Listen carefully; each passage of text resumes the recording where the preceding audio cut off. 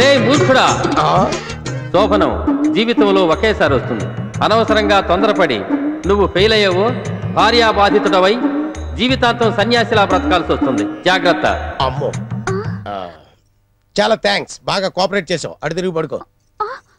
యాండి ఏంటండి శోభన ముడి తెప్పించి ఇప్పుడు పడుకోమంటారేంటండి? నిద్ర వస్తే పడుకోక మరి ఏం చేస్తారు? ఏ నువ్వు నిద్రపోతున్నప్పుడు నేను ఎప్పుడైనా డిస్టర్బ్ చేశానా? పడుకో. ఏంటంటే మీరు పడుకోమంటారు? మనకి పెళ్ళి 5 సంవత్సరాలు అయింది కదా, మీరు ఎప్పుడైనా నన్ను దగ్గరకు తీసుకున్నారా? ఇంతవరకు మనకి ఫస్ట్ నైట్ జరిగిందా? ఫస్ట్ నైట్ అదే పెద్ద కనకారిలాగా.